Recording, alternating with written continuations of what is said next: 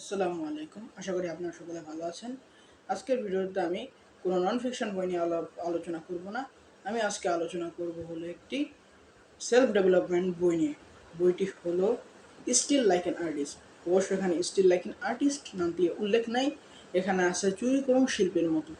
এটা হলো still like an আর্টিস্টের বঙ্গানুবাদ, অর্থাৎ বাংলা অনুবাদ করলে যাওয়া। আর আমি বঙ্গানুবাদ বইটি কিনেছি। আমার কাছে মনে হয়েছে যে ইংলিশ বই থেকে বঙ্গানুবাদ বইটি অনেক বেশি আমার জন্য হেল্পফুল হবে। সো আপনারা এই বইটি পড়ে দেখতে পারেন। এই স্টিল লাইক অ্যান আর্টিস্ট বইটিতে মূলত আলোচনা করে হয়েছে আমরা কিভাবে প্রকৃতি থেকে, আমাদের আশেপাশের পরিবেশ থেকে চুরি করে আমাদের ক্রিয়েটিভিটিকে বাড়াতে পারি। এটি একটি ক্রিয়েটিভিটি সৃজনশীলতার সিক্রেটের 3টি বই আছে।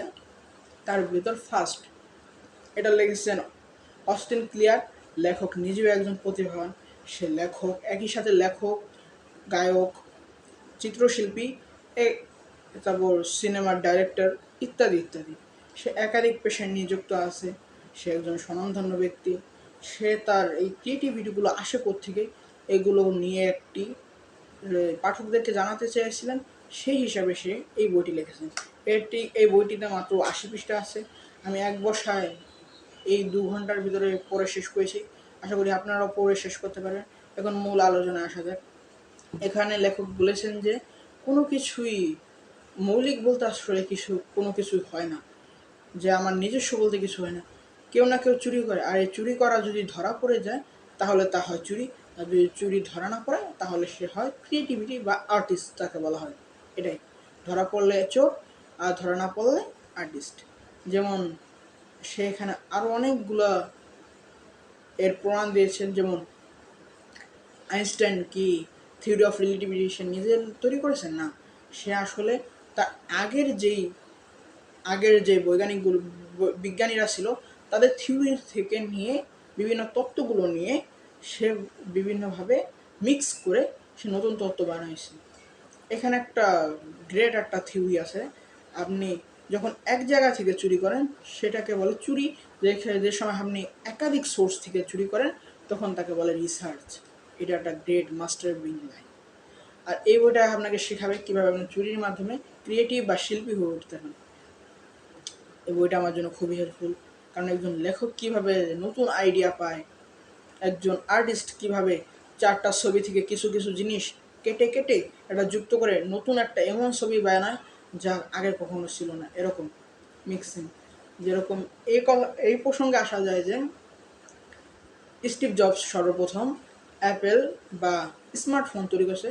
সে আসলে কিন্তু এটা তার ক্রিয়েটিভিটি না, সে হুট করে তাকে আসমান থেকে তার কাছে মোবাইলে আইডিয়া আসলো এমন না। সে রেডিও, টেলিফোন টেলিফোন ইন্টারনেট, তারপর ক্যামেরা, এই যন্ত্রগুলো তার সে সময়ই ছিল। তখন সে চিন্তা করলো টেলিফোন টেলিফোন ইন্টারনেট ইন্টারনেট ইত্যাদি, এগুলোকে একসাথে করে এক জায়গায় আনার চেষ্টা করলো। এগুলোকে একসাথে এনে ছোট্ট একটা ডিভাইসের ভেতর আনার ফলে যে জিনিসটা তৈরি হলো তা হলো স্মার্টফোন। এভাবে রেভলিউশন শুরু হলো। এটা এভাবেই হয়। লেখকরা এরকম করে, যেরকম একজন চিত্রশিল্পী নতুন একটা ছবি তৈরি করতে চায়, সে একাধিক সোর্স থেকে বিভিন্ন ছোট ছোট জিনিস নিয়ে একসাথে জুড়ে নতুন একটা ছবি তৈরি করে। এই বইয়ের ভিতর আরও বিভিন্ন থিওরি আছে, যা আমার কাছে এর ভিতর সব থেকে সেরা আমার কাছে লাগছে।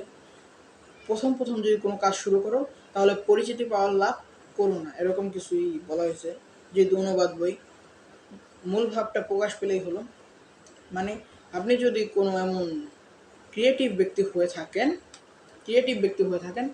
আর যদি আপনি আপনার ক্রিয়েটিভিটি প্রকাশ করতে চান, প্রথম আপনি সফলতা পাবেন না, আপনাকে মানুষ চিনবেন না। এটাকে উপভোগ করতে শিখতে বলেছেন। এটাই লেখক বলেছেন, উপভোগ করতে শিখতে বলেছেন। কারণ কি, এ সময় আপনার ফ্রিডম, স্বাধীনতা থাকে। আপনি কারোর মতে চলেন না, আপনার উপর কেউ দখলদারি চালাতে পারেন না। আপনার মন হলে আপনি গল্প লিখবেন, মন না হলে লিখবেন না। এখানে কোনো বাধ্যবাধকতা নেই যে আমার খুব ডিমান্ড আছে, আমার বই আমার লিখতেই হবে এরকম।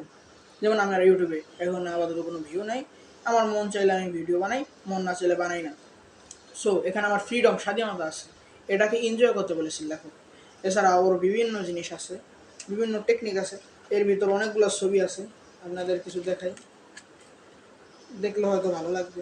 এই যে কীভাবে আসেন মানুষের, এখানে লেখক বুঝিয়েছেন আপনি আসলে কে। চুরি, আপনি হলো আপনার দাদা, দাদার বাবা, তার মা এবং বিভিন্ন কম্বিনেশনে একজন ব্যক্তি।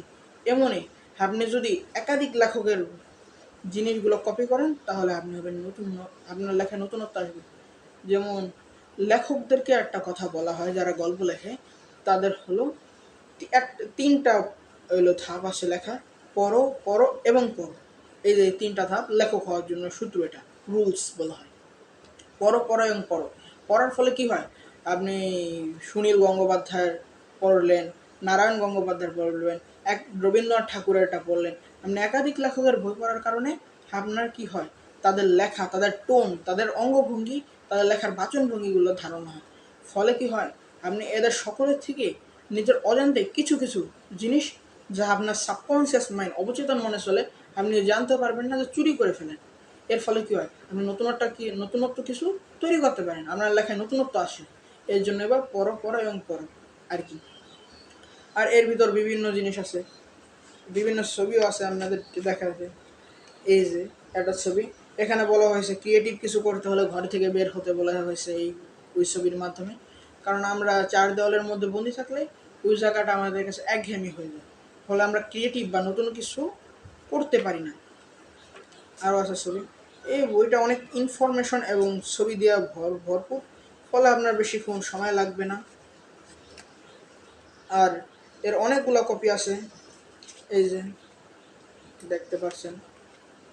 আই হোপ এই বইটা যেহেতু ছোটো, মাত্র 80 পৃষ্ঠার, আপনারা আই হোপ আমি 2 ঘন্টা পরেই শেষ করে ফেলেছি। আপনাদের এর বেশি সময় লাগবে না, আশা করি সকলে পড়বেন। আপনারা যদি ক্রিয়েটিভ হতে চান অবশ্যই পড়বেন। আর এর লেখক বলেছেন এরা প্রত্যেকের জন্য জরুরি, কারণ আপনার কাছে যদি নতুনত্ব আসে তাহলে আপনি আলাদা এমন একজন হয়ে উঠবেন যাকে আগে কেউ চিনত না। আই হোপ আমার ভিডিওটি ভালো লাগছে। আজকের মতো বিদায়, আসসালামু আলাইকুম।